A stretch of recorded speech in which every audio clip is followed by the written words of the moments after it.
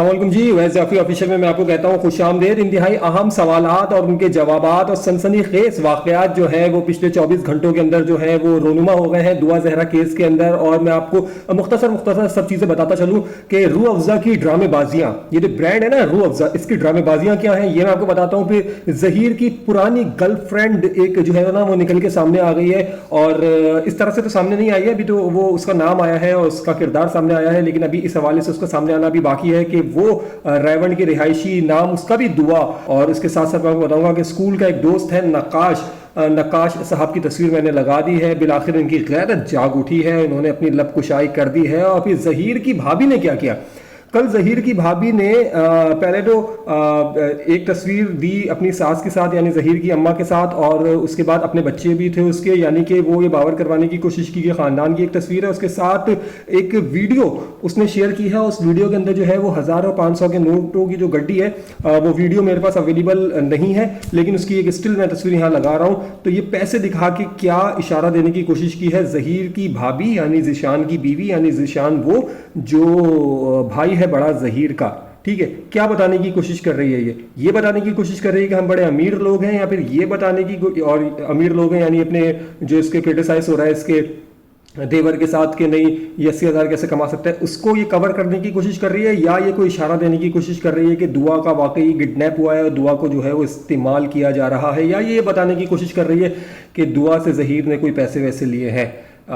ये 4-5 सवालात इंतहाई अहम है, लेकिन उससे पहले जो है ये मैं आपको ज़रा एक बड़े मशहूर ब्रांड रूह अफ़ज़ा की कहानी सुना दूँ। फिर मैं आपको बताऊंगा कि यूट्यूब की पॉलिसी क्या है, और यूट्यूब में पैसे पाकिस्तान की जो है वो पाकिस्तान में इसके क्या रेट है, और फिर मैं आपको ये भी बताऊंगा कि यहाँ पे ब्रांड को किस तरह से इस्तेमाल किया जाता है। पहले ज़रा ये ड्रामेबाजी पे मबनी एक मैसेज है, ये सुन लीजिए, मैंने लगा दिया यहाँ पे, लेकिन मैं आपको जरा जल्दी सुना दूँ कि Jam e Shirin is an internationally recognised much loved Pakistani brand available since over 40 years. 40 साल से यहाँ पे काम कर रहा है, यहाँ पे मौजूद है, with about 60 people out of 100 using it regularly in Pakistan. यानी कि वो उनका दावा ये है कि 60 लोग जो है वो इसको इस्तेमाल कर रहे हैं, 100 में से हर पाकिस्तानी, यानी कि 60% लोग, हाँ 10 में से 6 इस्तेमाल कर रहे हैं। ये रमजान की कहानी बता रहा है, पूरी कहानी बता रहा है, ड्रामेबाजी जरा आ गया और सुने, फिर मैं आपको बताऊंगा कि असल ड्रामेबाजी हो क्या रही है। We have always conduct over media communications with dignity, upholding high moral standards.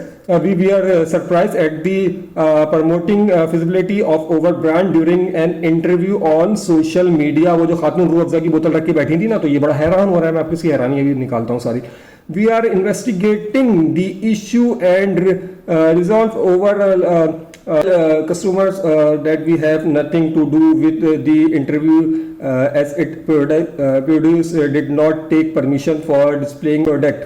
अच्छा, रूह अफ़ज़ा साहब, रूह अफ़ज़ा जो कंपनी है ये कह रही है कि जनाब ये जो है बड़े शौक हुए हैं कि इनकी ब्रांड को किस तरह से एक यूट्यूबर ने इस्तेमाल कर लिया। आप शौक ना हो ना, आप एक काम करें, आप एक FIR दर्ज करवाएं उस खातून के खिलाफ, फिर पता चलेगा कि खातून क्या है, और वो आपको फिर किस तरह से जो है ना वो बाजार में आपके ब्रांड को उछालती है। अगर उस खातून ने रूह अफ़ज़ा का ये वाला ब्रांड जो है, ये वाले ब्रांड की जो तस्वीर है, ये अगर इस तरह से इस्तेमाल की है, तो फिर आप आइए और आके एक FIR दर्ज करवा दीजिए इस खातून के खिलाफ कि भाई मेरे ब्रांड को किस इस्तेमाल किया एक ऐसे कंट्रोवर्शियल इंटरव्यू के अंदर। ये क्या आप कह रहे हैं कि जी हम अपने कस्टमर्स को जो है वो सेटिस्फाई करने के लिए जो है वो उसके ऊपर कार्रवाई करेंगे। बाबा ये स्टेटमेंट जारी नहीं करो, आप FIR करवाओ उस यूट्यूबर के ऊपर, ताकि पता चले कि उस यूट्यूबर ने ऐसा काम क्यों किया। आप आ जाइए जरा इसी नुक्ते के, ये 3 सवाल मेरे पास और मौजूद है, इनके मैं आपको जवाब देता हूँ कि ये पहली वाली दुआ कौन थी, एक और लड़की, और ये भाभी ने क्या हरकत की है, और ये भी मैं आपको बताता हूँ कि ये नक्काश कौन है जो अचानक मंजर आम पे है, जिसकी गैरत अचानक जागी है। लेकिन जरा ये मैं आपको बताऊँ कि यूट्यूब जो है ना पाकिस्तान में, ये मेरी वीडियो चल रही है ना इस वक्त, ये वीडियो मेरी एटलीस्ट 8,500 लोग देखेंगे ना, मैं आपको सच बता रहा हूँ, 8,500 लोग जब ये मेरी वीडियो देखेंगे और मेरा चैनल अगर मोनेटाइज हुआ होगा तो फिर मेरा $1 बनेगा, यानी कि मैं 200 रुपए कमाऊंगा। 8,500 लोग अगर आप लोग इसको देख लोगे, पाकिस्तान का ये रेट है, अमेरिका यूरोप और वहां कोई देखे तो वो रेट अलग है, लेकिन पाकिस्तान की ये हैसियत और ये मामला है कि पाकिस्तान में यूट्यूब 8,500 लोग देखेंगे मेरी इस वीडियो को, तो मैं $1 कमाऊंगा। लिटरली मैं आपको ये बात बता रहा हूं, ठीक है, वो भी अगर मेरा चैनल मोनेटाइज हुआ तो। अब हो क्या रहा है पाकिस्तान के अंदर गेम, पाकिस्तान के अंदर गेम ये हो रहा है और इंडिया के अंदर गेम ये हो रहा है कि यूट्यूबर्स जो हैं, आपने अक्सर देखा होगा जी, वो बिजनेस आइडिया लेके आया और किसी सोलर की दुकान पे चले गए ना, जहाँ सोलर प्लेट्स बिक रही हैं, तो भाई वो 5,000 वहां से पकड़ते हैं, वो ऐसे कमा रहे हैं, वो 10,000 पकड़ते हैं। अच्छा, फिर वो किसी प्रॉपर्टी वाले को पकड़ लेते हैं ना, किसी बड़े स्टेट एजेंट या बिल्डर को पकड़ लेते हैं, उसके हवाले से, उसकी प्रॉपर्टी के हवाले से थोड़ी सी इन्फॉर्मेशन दे देते हैं, आगे पीछे चले जाते हैं, वो वहां से पैसे पकड़ते हैं। मार्केट एसोसिएशन के सदर के पास चले जाते हैं, उसका इंटरव्यू कर लेते हैं, वहां से पैसे पकड़ते हैं, बिला वजह की कहानियां बनाते हैं और उसके पीछे जो है ना, और फिर ये ब्रांडिंग इस तरह से जो है ना रख देते हैं। तो पता नहीं था क्या कि अगर ये इंटरव्यू वायरल होगा तो कितना वायरल होगा, मिलियंस में व्यूज हैं, मिलियंस तक जो है ना। आप टीवी चैनल पे कमर्शियल चलाते तो इतने मशहूर नहीं होते जितने इस वीडियो पे आप मशहूर हो गए अपने ब्रांड को रख के। अब आप ये ड्रामेबाजियां बंद करें, हिम्मत है तो FIR करवाएं उस यूट्यूबर के खिलाफ, ताकि पता चले कि आपके ब्रांड को जो है वो गैर उसकी तरह इस्तेमाल किया गया, यानी कि गैर जिम्मेदारी की तरह इस्तेमाल किया गया और आपकी इजाजत के बगैर इस्तेमाल किया गया। मैं इंतजार करता हूं कि आपकी तरफ से इस यूट्यूबर के खिलाफ FIR कब होती है। अब आ जाइए सीधे दूसरे केस के दूसरे मामले के ऊपर आ जाइए। ये जहीर की पुरानी गर्लफ्रेंड की कहानी है और ये कहानी खुल के सामने आई है। कैसे आई है? ये इसके दोस्त के जरिए आई है, जो नकाश की मैं आगे जिक्र करने जाऊंगा। कहानी ये बताइए कि स्कूल के जमाने से जो है ना बड़ा ये वर्गल बातें करने वाला और ये ना बड़ा कोई लड़कियों पे बुरी नजर रखने वाला शख्स था जहीर, बकौल इसके दोस्त नकाश। और जहीर की फैमिली रहती थी इससे पहले रायगढ़ में एक लड़की और रहती थी, उसका नाम था दुआ। ये इस दुआ को बहुत ज्यादा पसंद करता था और दुआ से इसकी मुलाकात हुई थी वो स्कूल वैन के अंदर, जब वो आने जाने का सिलसिला था और उसको जो है ना बहुत ज्यादा क्रश था उस दुआ के ऊपर। तो वो दुआ तो उसके हाथ नहीं आई, बाद में इसने यहाँ काम दिखा दिया कराची के अंदर। ठीक है, जो भी कहानी है। तो ये दुआ जो है ना, ये एक और दुआ एंटर हुई है कहानी में, रायमंड में रहती है। खुदा करे कि किसी की इज्जत ना उछले और वो इस कहानी की जो है ना वो कोई मरकजी किरदार बन के सामने ना आए, लेकिन अभी तक ये इत्तलात है। और ये वीडियो आपको यूट्यूब पे मिल जाएगी, अगर आप सर्च करेंगे तो मिल जाएगी। अब आ जाइए ये दोस्त, इस दोस्त ने जो है वो एक हमारे यूट्यूबर दोस्त को, जो गालिबन पंजाब के ही रिहायशी हैं, उनको इंटरव्यू दिया। मेरा कोई रब्ता नहीं है, मेरी कोई उनसे बातचीत नहीं है, मैंने ये सोशल मीडिया पे ही देखा, तो उसके बाद ये सवाल उठाना जरूरी समझा आपके सामने कि इस केस के हवाले से भी मैं आपको बता दूं कि इस नकाश नाम के बंदे ने आके जब ये बातें की हैं आज रमजान के बाद से, अब तकरीबन 3-3.25 महीने के बाद, तकरीबन 3 महीने के बाद, तो फिर ये बंदा 3 महीने तक कहाँ गायब था? इसने अपनी जिम्मेदारी का एहसास उस वक्त क्यों नहीं किया? और अगर अब ये आ गया है मंजर आम पे और ये बता रहा है कि जहीर के जो दिमागी हालात थे वो शुरू से ही ज़रा से ख़राब थे, तो फिर इस बंदे को शामिल तफ्तीश करना चाहिए। पंजाब पुलिस के लिए सवाल है और यहीं छोड़े जाता हूँ। अब आ जाइए कि कल क्या हलचल हो गई। ये जहीर के बड़े भाई का नाम है जिशान, और जिशान साहब जो है ना वो शादीशुदा है, 2 बच्चे गालिबन उनके। उनकी बीवी ने एक वीडियो जो है ना नोटों से भरी हुई गड्डियों की वीडियो जो है ना वो जारी कर दी। क्या बताना चाह रही है? दुआ किसी खतरे में है ये बताना चाह रही है, दुआ से पैसे ऐठे गए हैं ये बताना चाह रही है, या मेरा देवर बहुत अमीर है ये बताना चाह रही है?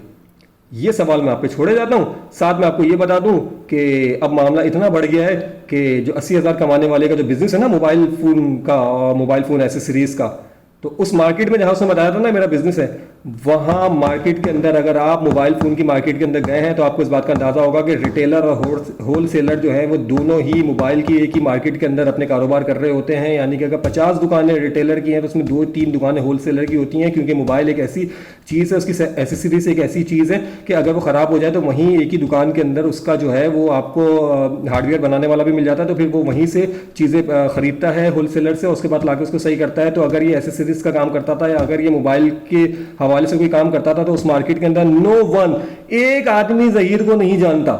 अब आ जाइए सीधा सिंध के ऊपर। आखिर में मैं आपको ये एक बड़ी बात बताता चलूँ कि सरकार सीन बहुत आगे जा रहा है। मैं इंतहाई काबिल एहतराम जजेस साहिबान, लेकिन सिंध हाई कोर्ट में जो समाअत हुई है, दोनों जो जजेस थे वो क्रिमिनल केसेस सुनने वाले नहीं थे। सरकार, वो दोनों जजेस क्रिमिनल केसेस सुनने वाले नहीं थे, बिजनेस के हवाले से वो केसेस सुनते थे। और एक और सवाल छोड़े जाता हूँ कि सुप्रीम कोर्ट ऑफ पाकिस्तान ने माजी में छोटी छोटी बातों पे सो मोटे एक्शन लिए हैं। यहाँ एक दुआ की 16, 17, 14 साल उम्र का मामला नहीं है। पाकिस्तान के अंदर नौजवान नस्ल तबाही के दिहाने पर है इस वक्त सोशल मीडिया के जरिए और इन वीडियोस के जरिए। और ये मोटिवेशन अगर क्रिएट हो गई, ये मोटिवेशन अगर क्रिएट हो गई तो फिर आप अंदाजा लगाइए कि सूरत हाल कहाँ जाएगी। सुप्रीम कोर्ट ऑफ पाकिस्तान को मुझ नाचीज के, मतलब एक शहरी के ऐसे से मैं बोल रहा हूँ कि मेरा ख्याल है कि उसको एक्शन लेना चाहिए। और चलते चलते एक और बात सुनते जाइए, बड़ी ज़बरदस्त सी बात है, शायद आपको समझ में आए, शायद आपको समझ में ना आए, लेकिन आने वाला वक्त आपको बता देगा कि अगर आप ट्रैवलिंग करते हैं ना, अगर आपने कभी ट्रैवलिंग की है और अगर आप ट्रैवल करें तो आप अकेले एक टैक्सी करके कराची टू लाहौर मुझे जाके दिखाएं, मुझे जाके दिखाएं। और अगर आप खातून हैं तो फिर एक टैक्सी ड्राइवर के साथ बैठ के जरा हैदराबाद का टूल प्लाजा क्रॉस करके बताएं, फिर मैं आपको बताता हूं कि पुलिस वाले आपको किस तरह से तंग करेंगे और ड्राइवर से कितने पैसे लेंगे, और ऐसा कौन सा ड्राइवर है जो इतने नाकों और इतने टूल प्लाजा को क्रॉस करके एक छोटी सी बच्ची को लेकर लाहौर तक पहुंचा रहा है। तो यार झूठ के जो होते हैं ना वो पैर नहीं होते हैं, और यहाँ पे भी कुछ नहीं है, कहानी बहुत आगे जाएगी और कोशिश करूंगा कि मैं और कुछ चीज़ें लेके आऊँ, तो मेरा साथ दीजिएगा।